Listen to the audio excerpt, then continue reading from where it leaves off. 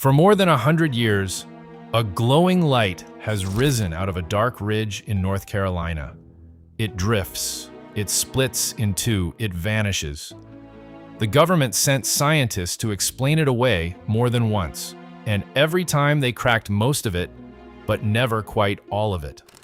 They proved the trains, they proved the cars, then a flood ripped out the railroad, dropped the power lines, and left the whole valley pitch black, and people swore the lights came out anyway. A ridge that should be boring. Brown Mountain is nothing to look at in the daylight. It's a low, flat ridge on the county line northwest of Morganton, North Carolina. Tucked into the edge of the Pisgah National Forest near the mouth of Linville Gorge. No jagged peak, no dramatic shape, just a long, dark spine of forest against the sky. And that's what makes it so strange, because for over a century, people have driven up to the overlooks along Highway 181, cut their engines, and sat in the cold waiting for a light that has no business being there. And often enough, not every night, but often enough to fill newspapers, government reports, and 100 years of argument, the light shows up. There's a sign at the overlook that tells you the legend reaches back to the year 1200. There's a festival down in Morganton built entirely around the mystery. A whole town has learned to live beside a question nobody can answer. So let's start with the part that isn't legend. Let's start with the night a reporter drove up to see it for himself. The night the reporter came. By the fall of 1913, the men of the Morganton Fishing Club were talking about a strange light, often enough that a newspaper took the bait. The Charlotte Daily Observer sent a reporter out to watch, and what he wrote still holds up as one of the clearest early descriptions we have. The light rose over the lower slope of Brown Mountain, he said, with punctual regularity. First around 7:30, again 20 or 30 minutes later, and once more at 10 o'clock. He compared it to a toy fire balloon, a distinct ball, no haze around it, glowing over the ridge, then gone. The man he quoted as the careful local observer was Anderson Lovin, who ran a hotel in the valley below. Lovin watched that light night after night, and his hotel was packed because everybody wanted to come watch it with him. Hold on to that detail. A man whose hotel fills up when the light is famous is not exactly a neutral witness. I'll come back to it. But here's what 1913 gives us. From this point on, the Brown Mountain lights are not a rumor. They are documented, argued over, investigated by reporters, then by scientists, then by the federal government itself. And the more people who climbed that ridge to watch, the more the descriptions started to agree with each other, which raises the real question: what exactly were they all seeing? What the witnesses actually describe? Here's the thing that separates this from an ordinary light on a far-off hillside. Most accounts describe a glowing orb, low in the air, that appears over the ridge, swells in brightness, hovers or drifts for a few seconds to a few minutes, and then fades or simply blinks out. Sometimes it's one pale globe. Sometimes people swear a whole row of lights rises in sequence, flares red or yellow, and vanishes all at once. The colors run the full range, white and yellow most often. But orange, red, blue, and green all show up across different witnesses and different decades. The sizes don't agree either. Some people describe a flicker no bigger than a candle far off. Others describe a ball the size of a small moon, or a beam that snaps on like a spotlight thrown across the valley. And then there's the movement. These lights don't sit still like a porch lamp. They rise, they drift, they brighten and dim. Some nights, a single light splits in two. Some nights, two lights fold into one. Now sit with the strange part. A tourist in 1913 and a tourist in 2013 standing at the same overlook with completely different ideas about what they're looking at come back down the mountain describing the same impossible thing. So, where did it all begin? That's where the story gets slippery, because almost everything you've been told about the origin of these lights is on shakier ground than you'd think.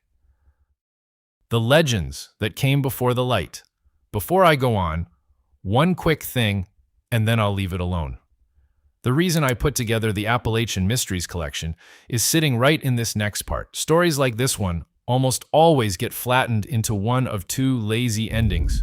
It's just headlights, or it's ghosts, and the honest, documented, stubborn middle gets thrown out. So I gathered the cases that actually survived investigation into one place, told straight, with the real history kept separate from the folklore. It's linked below, if that's your kind of thing. That's all. Back to the mountain. Almost every version you'll hear insists these lights are ancient, that the Cherokee saw them, that a colonial surveyor recorded them, that they reach back to a battle in the year 1200. The honest truth is that those older origins are far shakier than the retellings admit, and the real history is more interesting anyway. Take the most famous legend. Around the year 1200, the Cherokee and the Catawba fight a terrible battle at the foot of the mountain, and the lights are the spirits of the women wandering the ridge with torches, searching for warriors who never came home. It's a haunting picture, but researchers who went digging for that legend say they can't find it in print any earlier than the late 1930s, well after the lights had already become national news. That doesn't make it false. Oral tradition can run deeper than any newspaper. It just means nobody can honestly hand it to you as settled ancient history. Then there's the surveyor. You'll read that a German-born engineer named de Bram reported the lights back in 1771. Read what he actually wrote, and he's speculating in flowery, almost alchemical language about what makes thunderstorms and clean mountain air in a passage dealing with South Carolina, not Brown Mountain. He never names the place, and there's no solid evidence he ever set foot in that part of North Carolina at all. And one more, closer to home. A story passed down through the Wiseman family says a boy named Fate Wiseman first saw a strange flash from an overlook back in the 1850s, returning to the same spot at the same time, night after night. That regularity is a real detail. But two things complicate it. That memory wasn't actually written down until the 1970s, more than a century after the fact. And the first railroad through that country started running nightly on a fixed schedule in 1858, and a distant train headlight swinging around a bend produces exactly that kind of punctual, repeating flash. So the deep past is murky, but the moment the lights became famous, the government decided to end the argument for good, and it sent a scientist to do it. The first man sent to explain it. In 1913, the same year as that fire balloon description, the U.S. Geological Survey sent an investigator named D.B. Sterrett to Brown Mountain. Sterrett didn't need long. He worked out the sightlines from Lovin's Hotel. He pulled the railroad schedules, and he found that the headlights of westbound locomotives on the Southern Railway would have been visible from exactly where people stood to watch. The trains ran on a timetable. The light appeared on a timetable. Case closed.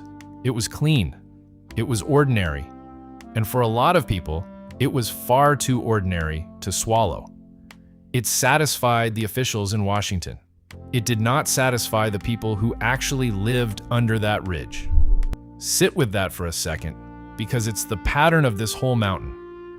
Every time a rational answer shows up, it explains the ordinary sightings beautifully and leaves just enough of a gap for the mystery to crawl back through. Sterrett explained the trains, so the believers asked the obvious question, what about the nights there were no trains? 3 years later, the mountain seemed to hand them the perfect test, the flood that should have ended it. In July of 1916, a catastrophic flood tore through western North Carolina. The rivers came up hard.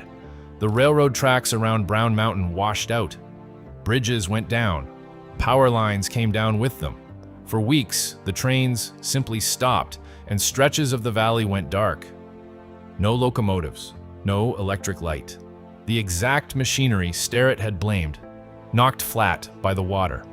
If the lights were nothing but distant headlights bent over the ridge, then, with the trains stopped and the power gone, the lights should have stopped too. According to the reports that survive, they didn't. Anderson Lovin, up at his hotel, told the local paper that September that the light was still showing at night, flood or no flood, trains or no trains. And ever since, every believer who wants to argue that Brown Mountain is truly unexplained points straight back to 1916.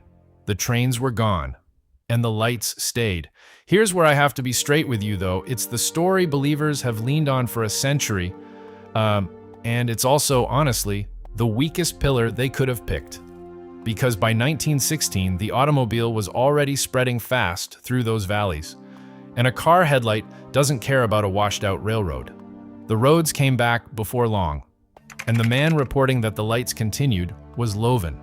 The same man whose hotel emptied out the second people stopped believing. So the flood isn't proof of anything. It's a suggestive, much-repeated story that doesn't hold up under a hard look.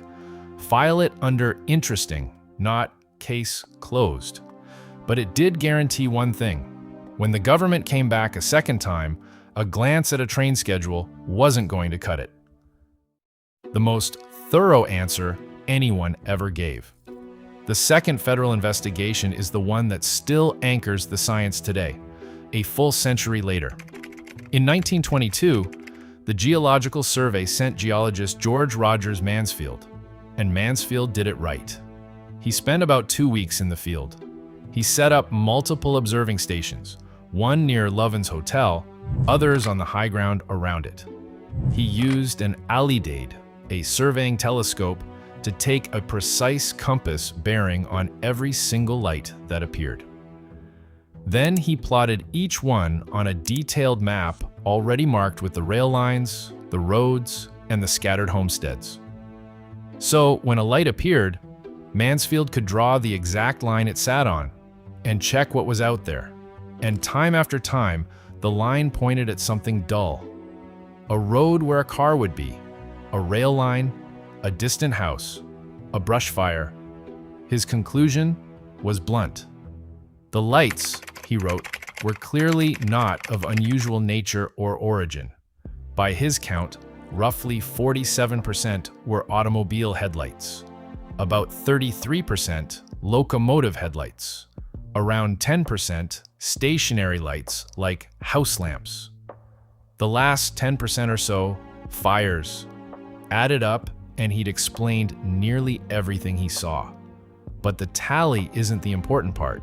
The important part is why a light 30 or 40 miles away from a source completely hidden behind hills could appear to float right over the near ridge. Here's the mechanism. The Catawba Valley below the mountain acts like a great shallow bowl. On the right nights, layers of warm and cool air stack up in that bowl, and the boundary between those layers bends light, the way a road looks wet and shimmering on a hot day, the way a distant ship can seem to hover above the sea. A headlight far out on a valley road, well below the horizon and out of sight, gets refracted up and over the hills in between. Its edges smear soft in the churning air, until it doesn't look like a headlight at all. It looks like a glowing, hovering, fuzzy ball with no source.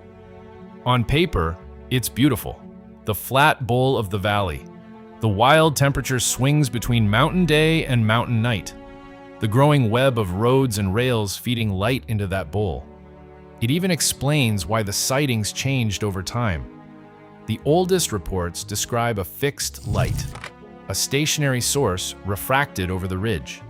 The later ones increasingly describe movement, headlights on the move, as cars filled the valley.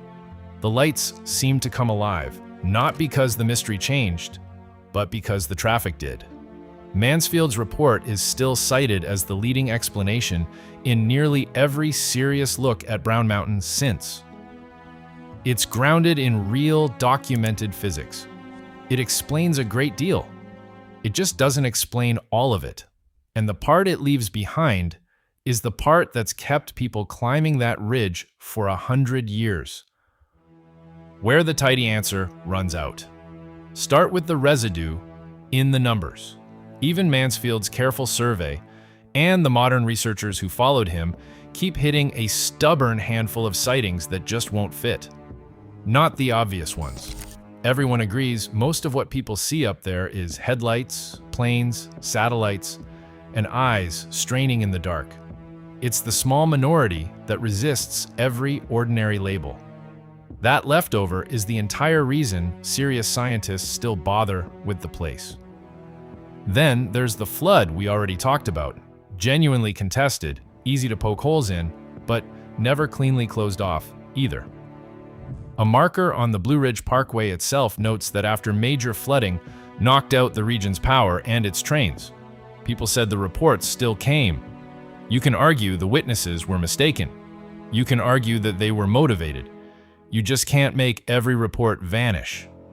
And then there are the close encounters.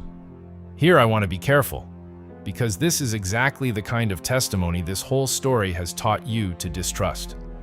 A small number of witnesses describe dramatic, up-close sightings.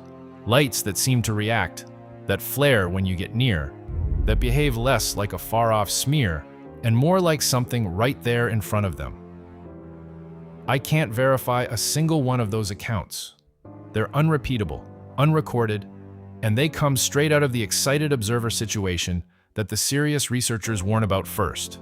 So, I'm not going to hang the mystery on them. I'll only say this: they exist, they're stubborn, and the people who report them rarely back down. So the leading theory is powerful and incomplete at the same time. And into that gap stepped a modern scientist, determined to close it for good. The professor who keeps watching the ridge. Dr. Dan Caton is a professor of physics and astronomy at Appalachian State University, and he's been chasing the Brown Mountain lights for over 20 years. He is not a believer in the spooky sense. He's a hard follower of the scientific method who fully expects a real physical answer is out there. Finding it has nearly driven him up a wall. Working with an observatory engineer named Lee Hawkins, Caton put a camera up on Jonas Ridge, overlooking the mountain. It shot 30-second exposures, one after another, all night, every night. The idea was simple. Stop relying on excited tourists. Get something you can measure. And for years, it gave him nothing. By around 2014, thousands of hours of footage had piled up with nothing solid in it. Caton himself, after countless trips up that mountain, thought he might have seen the lights just once, and he was never sure that one time was real. As he's put it, it's a 2-hour round trip, and you go up knowing there's about a 95% chance you'll see nothing at all. Until someone can predict when they appear, he says, a scientist can't really do much with them. 5 years in, he and Hawkins talked about shutting the whole thing down. Instead, they added a second camera and gave it 1 more year. And that is what changed everything. Because on the night of July 16th into the 17th, 2016, with Caton already reaching for the plug, both cameras caught the same thing at the same moment. A light, high over the ridge, well above the background town glow. It snapped on and went back off almost instantly. Then it did it again, and again. 4 times over about 20 minutes, returning to the exact same spot each time. Now, this is where it matters that the man reviewing that footage was a skeptic with a telescope habit. Caton measures the brightness and the disappearance of stars for a living. Pinning down a point of light is the actual day job. So he went at his own data hard. It did not move during the exposures. It wasn't a star, wasn't a planet, wasn't anything celestial. It wasn't an aircraft. He ruled out the likely man-made sources one by one and ran out of things to blame. This was the first dual detection they had ever had. Two independent instruments, same anomaly. And in his own words, the first time they had caught something they could not easily explain. Now hold on, because this is exactly where a lesser story would lose the plot. Caton did not declare victory. He is careful about what that image is and isn't. One capture is not proof of anything exotic. His leading guess is ball lightning, something rare and poorly understood that nature might be brewing in the gorge, but he is clear that he cannot confirm it, and that he would need far more evidence before calling it a conclusion. And it never really repeated. That is the honest, maddening heart of the modern research. Years of patient footage, almost everything explained away, and exactly one thing left on the screen that the man who wanted to kill it couldn't kill. In Caton's words, the lights behave almost like a mystery that does not want to be solved. But not everyone who watches that ridge draws the same line. And the man who disagrees with him is worth meeting. The other kind of investigator. Joshua Warren is an Asheville-based paranormal investigator, and he comes at the mountain from the opposite direction. He agrees with Caton on one thing that matters. Most reported sightings are nothing. People who've never been, he says, go up for the first time and strain so hard in the dark that their own eyes start inventing lights for them. But Warren argues the real thing is unmistakable. A genuine Brown Mountain light, he says, doesn't creep in at the corner of your eye. It snaps on like a spotlight hurled across the valley. He describes multicolored spheres hovering over the mountains, sometimes a shifting, formless shape that seems to slide around the trees. And he leans toward the idea that the lights carry an electromagnetic signature, that they might be a form of natural plasma, or something in that family science hasn't properly named yet. Two serious investigators, same ridge. One certain the answer is ordinary physics we simply haven't measured. One certain there's something exotic and electrical hiding in the noise. Both agreeing the mountain throws off far more false alarms than true ones. And between those two poles sits every other theory people have thrown at Brown Mountain for 100 years. It's worth walking through them because the graveyard of failed answers is part of the story too. The graveyard of explanations. Marsh gas was an early favorite, rotting plant matter releasing gas that ignites and glows. One fatal problem: there's no marsh. The ridge is dry, forested, high ground. A swamp gas light needs a swamp. The Smithsonian ruled out St. Elmo's fire, that bluish glow that clings to pointed objects in a storm because it doesn't float free in midair the way these lights do. Around 1919, a Weather Bureau physicist floated something more exotic, an electrical discharge, like the so-called Andes lights reported over the mountains of South America. For a while, the Andean or Brown Mountain light got discussed in serious meteorological circles. It never got nailed down either. Then there's piezoelectricity, and this one's genuinely intriguing. Certain rocks, quartz among them, throw off an electrical charge when they're squeezed under pressure. The theory: tectonic stress deep in the mineral-rich rock could produce electrical, luminous effects at the surface, sometimes called Earth lights. The problem is scale.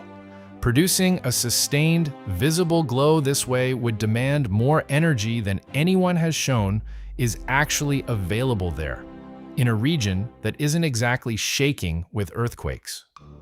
Ball lightning, those rare glowing spheres from thunderstorms.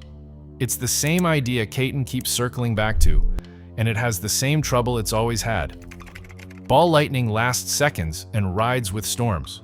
Plenty of Brown Mountain reports come in on clear nights, lingering far longer than any ball lightning event should. It might explain one flash on one July night. It doesn't explain a century of them. One by one, the clean, single answers fall. Not because they're stupid, most are grounded in real physics, but because none of them covers the whole spread of what people keep reporting, which drags us right back to the question in the title, and to the only honest way I know to answer it. So what is actually up there? Here's the honest position. It lives in the uncomfortable middle, and it respects both the witnesses and the science. It is not reasonable to call these lights purely supernatural. That ignores a century of solid work, Starrett's train schedules, Mansfield's careful survey and his very real atmospheric bowl, and years of rooftop cameras run by a physicist who explained away nearly everything they caught. The great majority of what people see over that ridge really is explainable. Headlights bent over the valley, aircraft, satellites, town glow, fires, eyes working too hard in the dark. That's not a cop-out. It's just true, and the researchers closest to the mountain will tell you so first. But it is equally not reasonable to call the case closed, because the leading explanation, as strong as it is, doesn't cover a real remainder. The stubborn few sightings that resist every ordinary label. The flood argument that's contested but never fully buried. The dramatic close accounts nobody can verify and nobody can quite kill. And one summer night in 2016, when two cameras run by a skeptic, a man who had spent 5 years finding nothing and was ready to quit caught the same light flashing over that ridge 4 times. And he could not tell you what it was. He still can't. That's not a ghost story. That's a data point nobody has been able to explain. And it's the reason a physicist gave 20 years to a mountain that mostly gives back headlights. What makes Brown Mountain different from an ordinary tall tale is how broad and how durable it is. This isn't one excited traveler's story, passed down and puffed up. It pulled in repeated government investigation, the Geological Survey twice over, the Weather Bureau, the Smithsonian, a working physicist with rooftop cameras, and 100 years of ordinary people. Fishing club members, hotel keepers, tourists, researchers, all walking back down the same dark ridge describing the same impossible thing. The science explains most of it, convincingly. Grounded in real physics, not speculation. It just doesn't explain all of it. And that gap, the distance between almost solved and actually solved, is exactly where the Brown Mountain lights have lived, unresolved for well over 100 years. Somewhere out over that dark ridge near Morganton, something is genuinely being seen over and over by people with every reason to be taken seriously. If this is the first you've heard of the Brown Mountain lights, drop a comment and tell me what you think is really out there. If you want the fuller stories, the ones that survived the investigation and still didn't get their tidy ending, they're gathered in the Appalachian Mysteries collection, linked below. Subscribe, and next time I'll take you to another light on another dark horizon that science still can't switch off.